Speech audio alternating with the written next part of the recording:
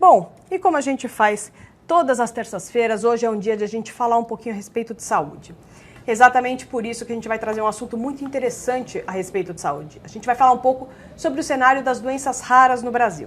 Para isso, a gente está recebendo hoje aqui no estúdio Antoine Daher, empresário e presidente da Casa Hunter, que atende pacientes com doenças raras, e também editora de saúde da Isto É, Silene Pereira. Bom dia agora, sim, para a gente poder tratar desse tema. Muito bem, muito obrigado por aceitar nosso convite, Antoine. Eu que agradeço, um prazer estar com vocês aqui. O prazer é todo nosso.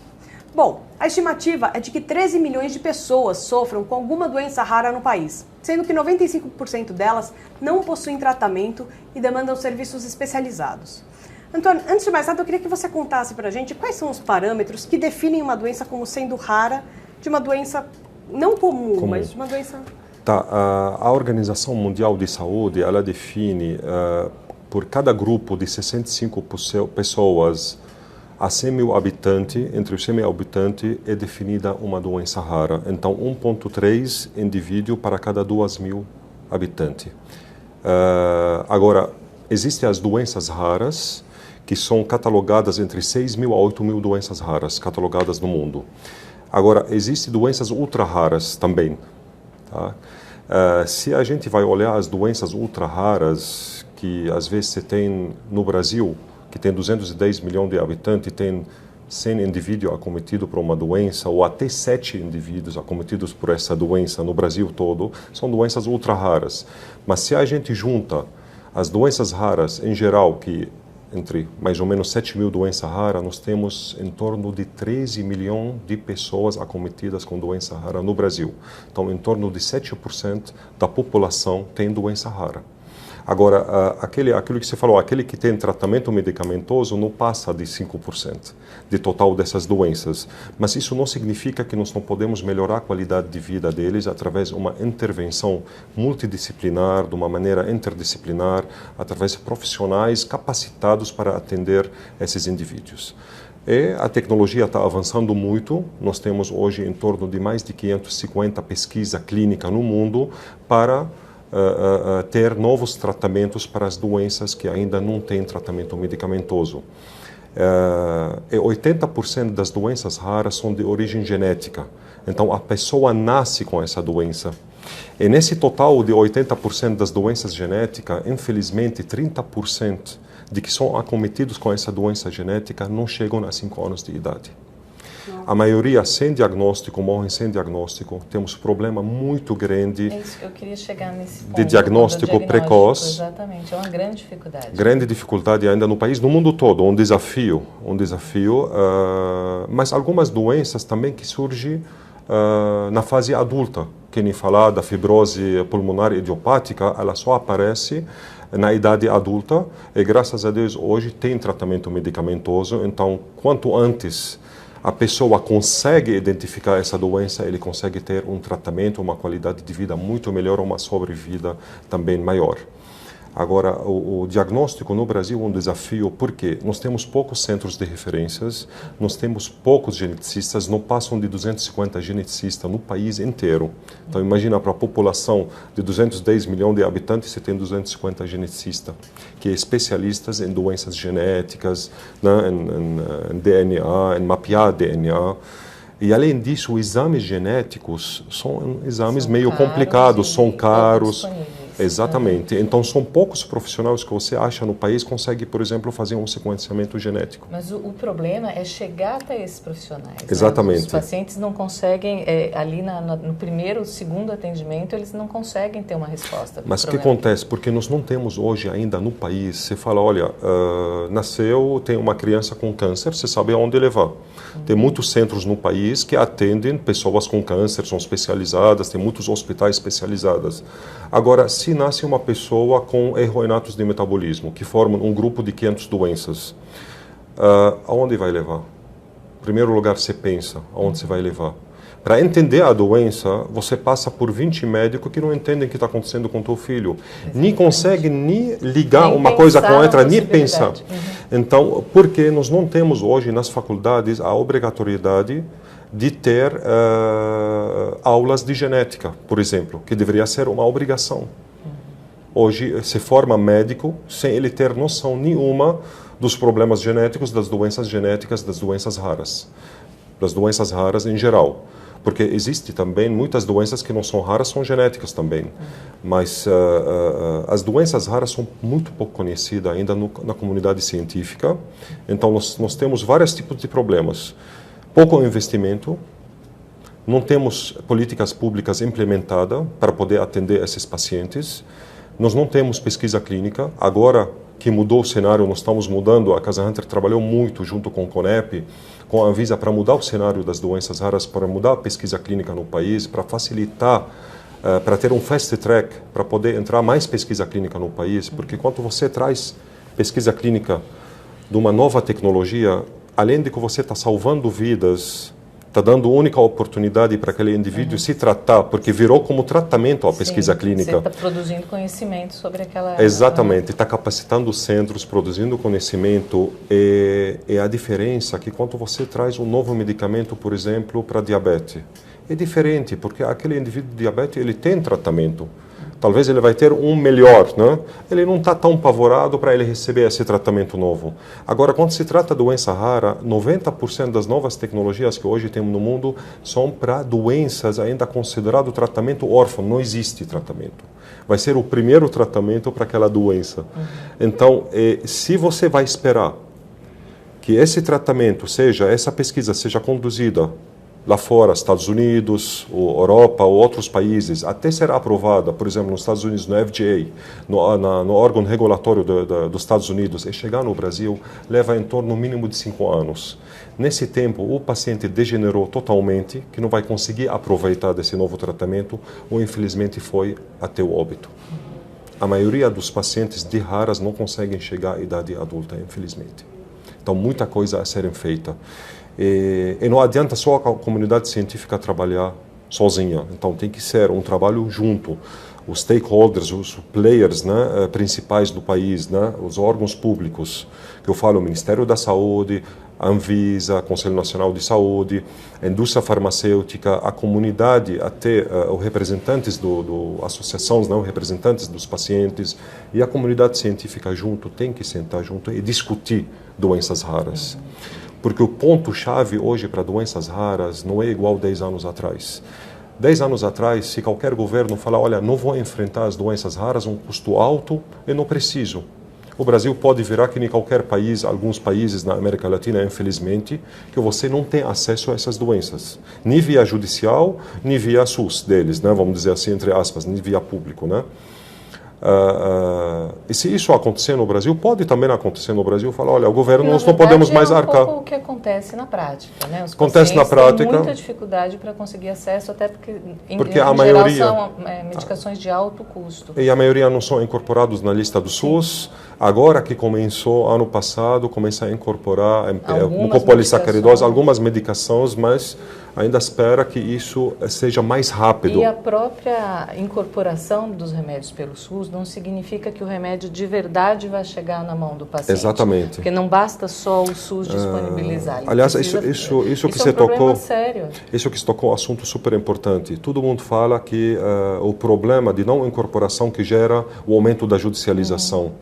Eu não acredito nisso. Claro, gera aumento, mas se você perceber hoje a quantidade, o volume das ações feitas, das ações judicializadas hoje no país, 50%, 51% dessas ações são de medicamentos que já são incorporados na lista do SUS, mas assim, não são disponíveis nas farmácias. Então, o problema vai continuar. Só que eu acho assim, nós sempre pedimos para todas as empresas fazer o dever de casa, trazer o produto, registrar na Anvisa. Hoje o Anvisa, com o RDC novo que foi publicado em 28, mais ou menos, de dezembro de 2017, o RDC 204-205, que dá priorização para registro de medicamento e para pesquisa clínica.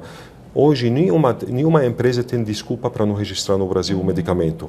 O medicamento tem fast track para registro, então ela pode vir registrar o medicamento, registrar preço e pedir incorporação. Se não incorporar, não é mais o problema da indústria, ela fez o dever dela, aí o problema do governo. Do Estado que não fornece. Exatamente. Mas, infelizmente, independente da causa, que paga o pato, que paga a conta maior, é o paciente. Agora, qual que é a responsabilidade do governo perante tudo isso? Porque não é só fornecer um medicamento disponibilizar? Qual seria?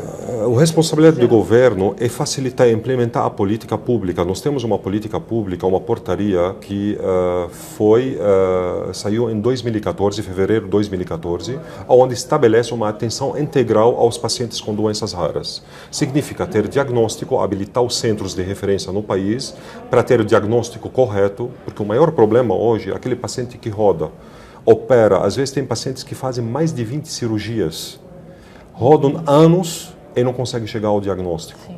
Aliás, o grande o principal. De todos. Então, nós precisamos, para poder tratar aquele paciente, independente de se tem medicamento ou não tem, porque dá para melhorar a qualidade de vida dele, da família, através de um trabalho muito bem feito, equipe muito profissional. Então, primeiro, o diagnóstico, no centro de referência, onde o paciente sabe aonde procurar, aquele profissional que vai descobrir o problema dele. Nós temos que ter centros de referências habilitados. Hoje temos 7, um pediu a desabilitação, que é o ACD do Recife. Nós temos somente 6. Só que os 6 centros ainda não estão conseguindo desenvolver um trabalho competente, um trabalho efetivo, porque só conseguem um diagnóstico, ainda um modelo de atendimento específico para poder atender de uma maneira melhor aquele paciente não está estabelecido. Nós temos que dar atenção integral, mas não consegue colocar isso em prática. Então, isso tem que ser bem trabalhado com os profissionais de saúde, com a equipe capacitados para entender as doenças raras em geral e na especificação de cada uma, para a gente poder produzir um trabalho melhor para o governo, onde o governo vai economizar dinheiro, porque ele vai somente tratar aquilo que precisa. E não vai gastar, inclusive, naquele... Não vai gastar naquele... Exatamente. Para tentar o diagnóstico, ele vai certeiro. Exatamente. Né? Então, hoje, quando você fala custo-efetividade que a Conitec estuda, para poder incorporar um tipo de medicamento, eles olham só o lado do preço. Aquele medicamento. Exatamente. Ninguém olha ao lado da inclusão social. Quanto custa você tratar de uma maneira efetiva, em vez daquele indivíduo virar um peso para o governo, ele vai virar, ao contrário, um contribuinte para o governo. Se você tratar ele desde cedo, quando ele nasce, ele vai seguir uma vida quase normal. Então, esse é o desafio. Aonde nós queremos chegar daqui a 10 anos? Nós queremos chegar a um país que trata os brasileiros de uma forma digna, que enfrenta as doenças raras, porque até as doenças comuns, que nem diabetes e pressão alta, serão tratadas de uma forma como terapia-alvo, de uma forma individualizada. E se o médico daqui a 10 anos não entende de doença genética, não consegue entender de mapeamento do DNA, o mapeamento neuronal, não vai conseguir mais tratar até as doenças comuns. Então o Brasil tem que escolher se eu vou investir nessas novas tecnologias ou não. Só que se não investir nessas novas tecnologias, não vai conseguir nem atender a população no atendimento básico dela, dessa população daqui a 10 anos. Hoje existe um argumento por parte do Estado, que é o de que o cobertor é curto e ele então tem que cobrir a maioria dos pacientes que apresentam as doenças mais comuns e aí só falta dinheiro para os pacientes com doença rara. Esse é um argumento recorrente do Estado. Falta dinheiro porque o investimento em saúde em geral é muito pouco. Nós estamos abaixo de Cuba no investimento em saúde. Isso é um absurdo. Um país que nem o Brasil, tamanho do Brasil, investe menos que Cuba na saúde. Isso é inadmissível. Eu acho que o que tem que ter vergonha na cara, para o país avançar, tem que investir mais em saúde e educação. E se sobrar dinheiro, investir no resto. Porque se nós não temos saúde, nós não podemos aproveitar de nada. Para ter estados, não sem criticar, o lazer é super importante no país. Mas um país que morre tanta gente por falta de atendimento e falta de diagnóstico, eles não podem investir em bilhões jogados fora em estados de futebol, que viraram elefantes brancos a maioria deles. Agora, acho que seria interessante a gente dar uma orientação para quem está aí sofrendo de algum problema que não tem ainda um diagnóstico. Como é que ele pode fazer? O que a pessoa, os pais ou o próprio paciente, a que lugares ele pode recorrer para tentar chegar num diagnóstico, eventualmente de um diagnóstico de uma doença rara? Olha, graças à comunidade em geral, as ONGs sérias, acabam facilitando a vida desses pacientes que não têm aonde recorrer. Porque normalmente existem vários tipos de ONGs no país, às vezes algumas especializadas somente naquela doença, às vezes outras especializadas em todas as doenças raras que nem Casa Hunter. Então muitos pacientes chegam a Casa Hunter porque não tem da onde começar, não tem diagnóstico, não sabe quem procurar, vai no atendimento, tem que esperar na fila, às vezes de 1000 pacientes está na fila. 1000 pacientes, então imagina aquele paciente até chegar ao diagnóstico, às vezes ele morre, ou já degenerou de uma maneira que não tem como, não tem. Se vai no serviço público, muitos serviços públicos têm geneticistas, aliás, muitos são muito importantes, que nem os HCs, todos têm geneticista, mas se pega a fila lá, às vezes 1 ano, para poder chegar naquele atendimento, e depois pedem para ele vários exames, fica na fila para fazer aqueles exames, e às vezes, como as doenças, a maioria delas, falando das doenças lissossômicas, são doenças multissistêmicas, acometem todos os órgãos daquele indivíduo. Então, ele tem que passar por vários especialistas, oftalmologista, otorrino, cardiologista, todos, ortopedista. Então, imagina marcando lá, um daqui 6 meses, ou daqui 1 ano, não tem condição de atender as doenças, os pacientes com doenças raras dessa forma de hoje. Tem que poupar tempo, otimizar o atendimento deles. Por isso tem que criar serviços somente especializados para atender as doenças raras, para poder dar uma sobrevida, um atendimento eficaz. Senão, o SUS vai continuar sangrando, atendendo mal aqueles pacientes, e não vamos chegar a lugar nenhum. Nós temos que separar joio de trigo, separar também o que está acontecendo na judicialização, a banalização da judicialização, que também está levando a essa condição que o governo não consegue mais arcar, porque a judicialização, a gente chama ele do nosso malvado favorito. Por que o malvado favorito? O mal necessário, porque infelizmente a via de acesso hoje, por não implementar as políticas públicas, foi via judicial. Só que a judicialização não é boa para os pacientes, porque não é garantia total para aquele paciente que vai receber nem todos têm tempo acesso, certo. Nem todos têm acesso. Tem dinheiro para pagar o advogado. Né? Exatamente. E além disto, ela vamos dizer assim, ela acaba descontrolando toda a conta pública, porque aquele governo, o Estado, não tem como adivinhar quantas ações ele vai receber naquele mês ou naquele ano. É complicado para o Estado também receber isso, então fica ruim para os dois lados. Então por que nós vamos deixar isso crescer? Porque a gente não enfrenta.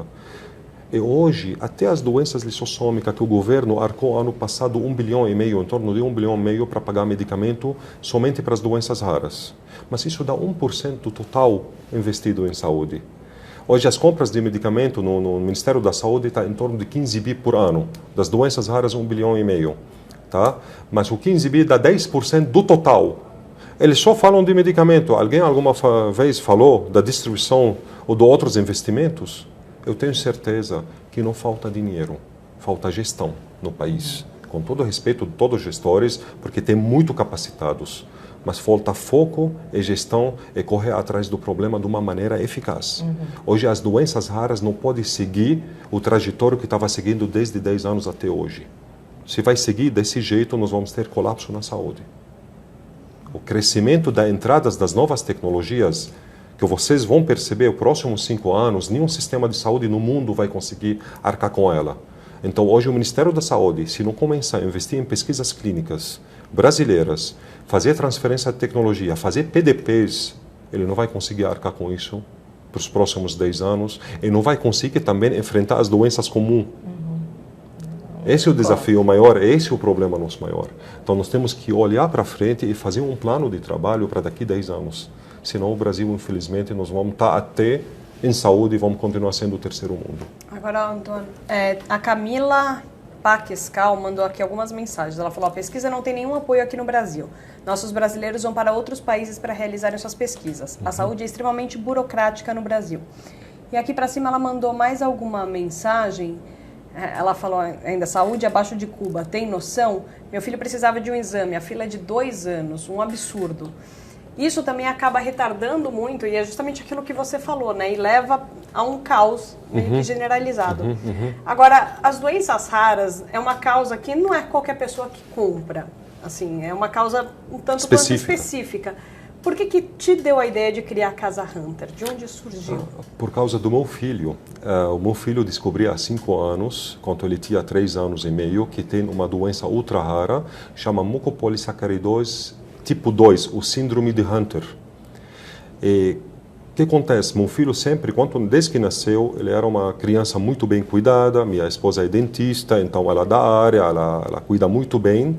E a gente somos uma família muito preocupada, né? Então ele visitava o pediatra de 15 em 15 dias.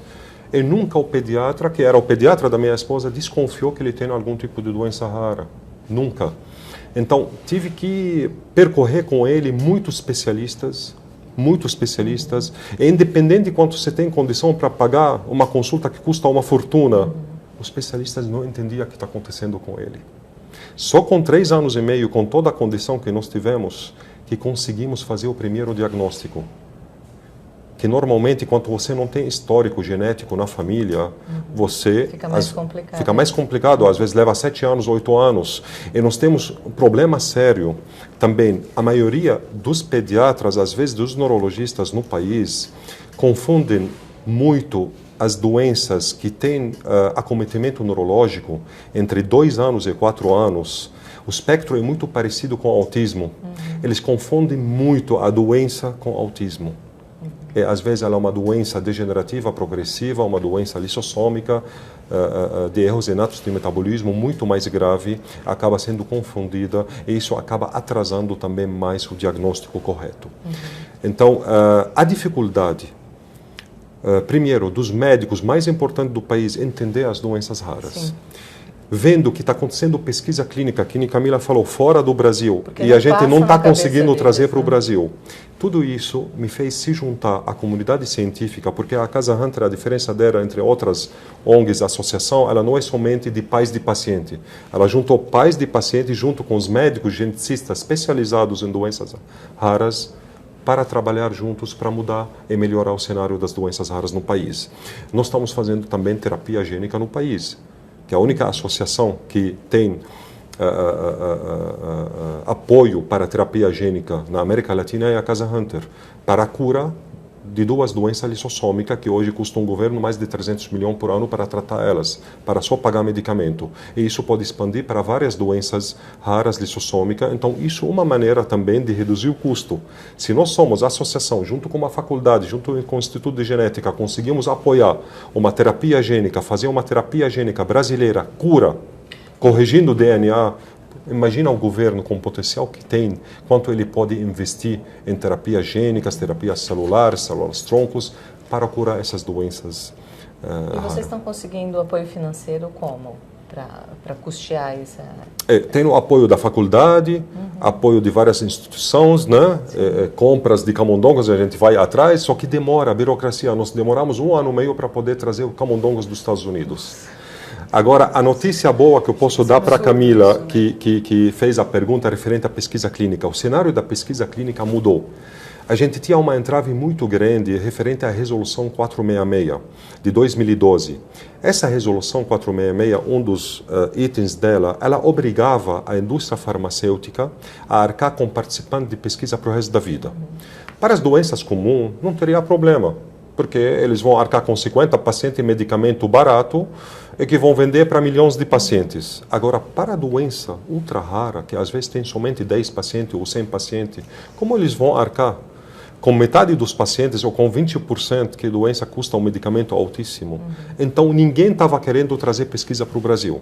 Sim, fora o paciente participaria do estudo e depois deveria ter o tratamento custeado. Exatamente, para o resto da vida. Então, a gente esbarrou muito com isso, a gente queria trazer muitas pesquisas, muitos não aceitaram por causa dessa resolução. Além disto, a burocracia, a aprovação demorava, antes de 2014, levava às vezes 1 ano e meio para aprovar uma pesquisa no país.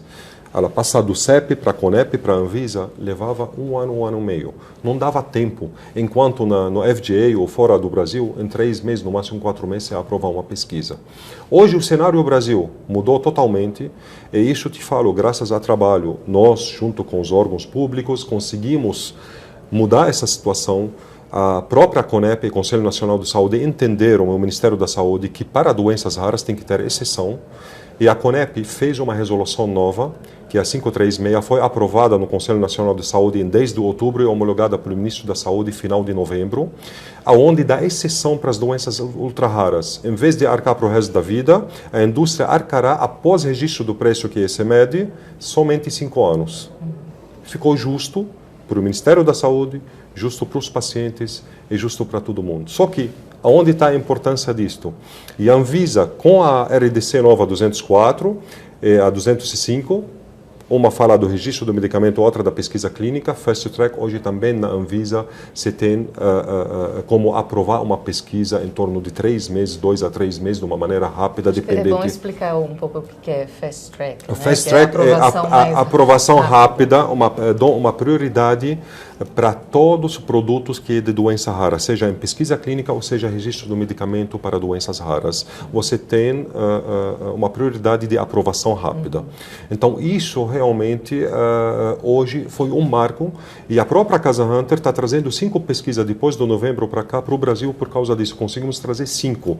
Umas estão na CEP ainda, outras já foi, tem uma que já foi, acabou de ser aprovada sexta-feira.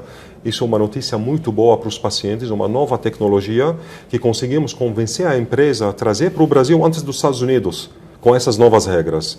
Então, o cenário das doenças raras mudará, tenho certeza, através da pesquisa clínica. E a notícia boa para o Ministério da Saúde, que nessas pesquisas que a Casa Hunter está trazendo, ela vai tirar os pacientes que estão sendo, algumas deles, que estão sendo tratados, custeado pelo Ministério da Saúde, cada um deles custando mais de R$1 milhão por ano, vão sair do custo do Ministério da Saúde, vão ficar no custo da pesquisa durante média 6 anos e meio, porque até você fazer a pesquisa, aprovar na Anvisa, leva, registrar preço e depois mais 5 anos. Então a pesquisa, além de salvar a vida, ela traz economia para o país, traz economia para o Ministério da Saúde. Então esse é o nosso trabalho. Por isso eu falo, sem você fazer advocacy, sem você fazer a política pública, implementar ela de uma maneira, mas de uma maneira estudada, de uma maneira correta, uma maneira que você consegue ter uma efetividade do trabalho, você não consegue ir para frente. O Ministério vai continuar pagando a conta mais cara, vai continuar faltando medicamento para a população e ninguém vai ficar satisfeito. Desculpa, Camila. Imagina, eu só queria aproveitar para a gente mostrar um pouquinho um vídeo que a gente tem aqui da Rosângela Moro, que é advogada e que é uma das grandes atuantes em pró aí da defesa, da ajuda nas causas de doença rara. Ó, vou rodar aqui o vídeo para vocês darem uma olhada na opinião dela a respeito do cenário das doenças raras no Brasil. Olha só. O cenário das doenças raras no Brasil está voltado atualmente para a implementação de novas políticas públicas para que as pessoas portadoras dessas doenças raras consigam a obtenção do tratamento devido e correto, preferencialmente na via pública de saúde, que é o Sistema Único de Saúde, o SUS. Infelizmente, isso não é possível com a grande maioria das doenças raras e muitas das pessoas precisam adotar caminhos da via judicial para poder ter acesso ao seu tratamento. Então, a gente tem as que precisam de um processo judicial para ver efetivado seu direito à saúde e aquelas que podem conseguir, então, a obtenção na via administrativa. Dentre essas pessoas que precisam do processo, o Judiciário tem feito a seguinte distinção: os tratamentos que têm o medicamento com registro na agência reguladora, que aqui no Brasil é a Anvisa, e os medicamentos que não possuem esse registro. Para os medicamentos que possuem esse registro, as partes, o Judiciário tem entendido que pode compelir a administração pública em qualquer dos entes federativos da administração pública que disponibilize desde que alguns requisitos sejam observados.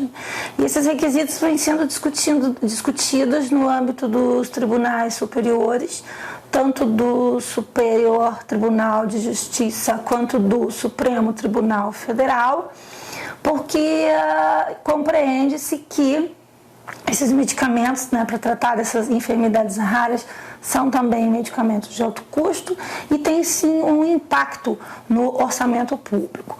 Então, a grande discussão hoje são os critérios que deveriam ser então comprovados no âmbito de cada processo judicial para que a parte pudesse ter aí o seu direito efetivamente garantido. E quais são esses requisitos, esses critérios que temos visto as cortes superiores abordarem? Primeiro, imprescindível é um laudo médico que ateste que a pessoa realmente é portadora dessa enfermidade rara. O registro na Anvisa, né, para esses casos que o judiciário exige o registro, e a incapacidade financeira. Aqui, nessa recente decisão do STJ, do Superior Tribunal de Justiça, publicada dias atrás, em sede dos recursos repetitivos, ele firma a tese de que a incapacidade financeira precisa ser demonstrada.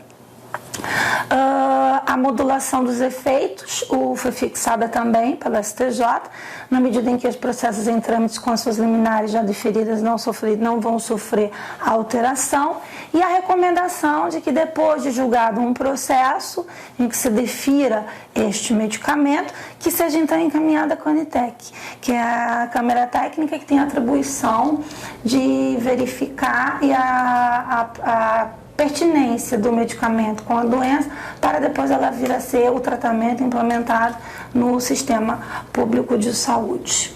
Então, em linhas bem gerais, o cenário das doenças raras hoje no Brasil está colocado dessa maneira, e no Supremo Tribunal Federal tem também recursos pendentes de julgamento, porém ainda não incluídos em pauta, então também não saberia dar uma previsão estatística de quando o Supremo retomaria essa decisão na sua agenda e na sua pauta. Maravilha, então a gente vê que de fato é uma situação um tanto quanto complexa, né? Desculpa, Celina, agora fique à vontade para a sua pergunta, que eu te interrompi com o vídeo. Não, eu acho que era exatamente isso que eu ia falar, né? A gente tem muitos avanços, mas ainda é um campo em que precisa se... Sim, eu gostaria também de comentar um assunto importante referente à decisão do STJ. Eu concordo com quase todos os requisitos, menos um. Quanto eles, um dos requisitos que é o registro na Anvisa. Claro, todos os medicamentos deveriam ser registrados na Anvisa, só que tem que ter exceção para alguns tipos de doenças, quando não tem tratamento nenhum. E, às vezes, uma biotécnica pequena, uma empresa no Japão, na Coreia, em qualquer lugar do mundo, ela consegue desenvolver um medicamento registrado no país de origem, ela registra no país de origem, é aquele medicamento único que pode tratar aquela enfermidade que nós temos, às vezes, no Brasil, 2.000 pacientes, 500 pacientes, que não tem outro tipo de tratamento ainda. Como a faz? Porque o entendimento do STJ, eu acredito, ele acha que o registro da Anvisa, que dá segurança que esse medicamento não é experimental. Para nós, entendemos que o medicamento deixa de ser experimental quando é registrado no país de origem. Tá? Agora, eles podem, claro, não podem abrir, não precisa ter registro na Anvisa. Podem colocar algumas regras, mas que não seja somente o registro na Anvisa, que tem que ter registro no país da origem, e esse país, a agência desse país tem que estar entre os 5 agências registradas no ICH, as principais agências regulatórias do mundo, que hoje nós temos 5 agências regulatórias no mundo mais conhecidas, que é o FDA, EMA, etc. Eles podem exigir isso. Se o medicamento é registrado no FDA, qual o problema se não tem outro? Qual o problema de trazer no Brasil? Então, isso eu acho que vai ser um pouco... Os pacientes dessas enfermidades vão ser um pouco injustiçados. Quando tem medicamento aprovado, por exemplo, nos Estados Unidos, mas a empresa não tem interesse de vir para o Brasil. Então, não posso adquirir aquele medicamento, como posso trazer? Isso que complica um pouco, eu acho que isso tem que ser discutido de uma outra maneira, tem que colocar regras, claro, porque para não importar um medicamento de um país que não tem uma agência regulatória que não é conhecida, às vezes o medicamento não tem realmente a eficácia e a segurança que a gente quer para os nossos pacientes, então podem exigir que seja registrado dentro daquelas 5 agências mais conhecidas do mundo para poder ter acesso aqui no Brasil. Mas não podem só colocar registro na Anvisa, mas eu apoio todo que realmente o trâmite de registro na Anvisa tem que ser para ontem. Mas se um surge e não quer, a empresa não quer trazer, aí o que acontece? paciente fica sem. Né? O paciente fica sem, porque nós estamos falando de enfermidades raras. Às vezes nós temos uma enfermidade aqui no Brasil que é o mucopolissacaridose tipo 7. Nós só conseguimos detectar no Brasil todo 15 pacientes. No Brasil todo. E esses 15 pacientes faleceram à parte, hoje só temos 7 pacientes no Brasil todo. Tem algumas enfermidades que tem 2 pacientes.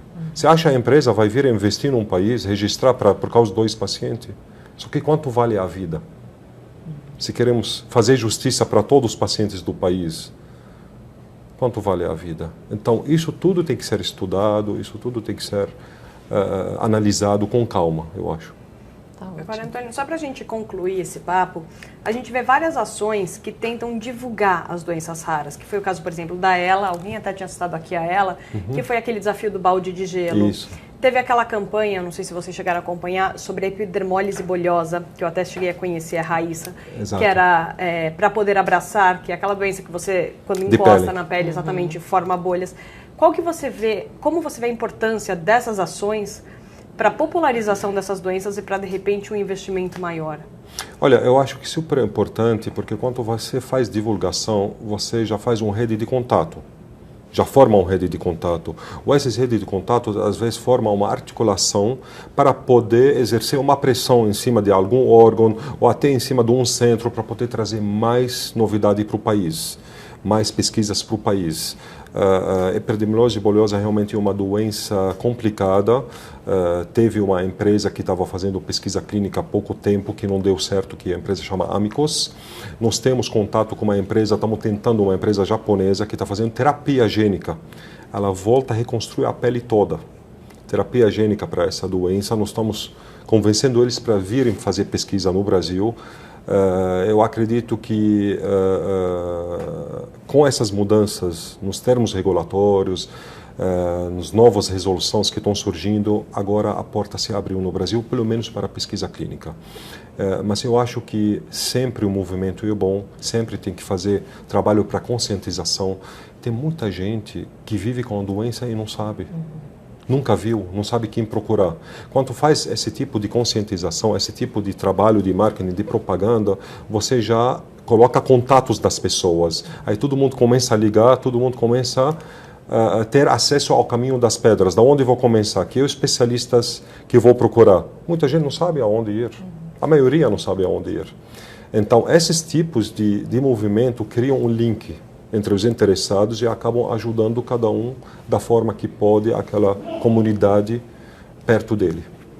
Antônio Daher, muitíssimo obrigada pela entrevista e por esclarecer um pouquinho alguns pontos que acho que ainda são obscuros para a população, para a gente trazer um pouco para o foco também esse cenário que acaba sendo raro no Brasil, né, de certa forma. Eu agradeço muito a oportunidade, eu acho que esse tema a gente pode conversar sempre, horas e horas, e nós estamos sempre à disposição, a Casa Hunter, para qualquer pessoa que tenha alguma dúvida sobre doenças raras, pode nos procurar sempre, que a gente encaminha ele no especialista correto para poder atender ele.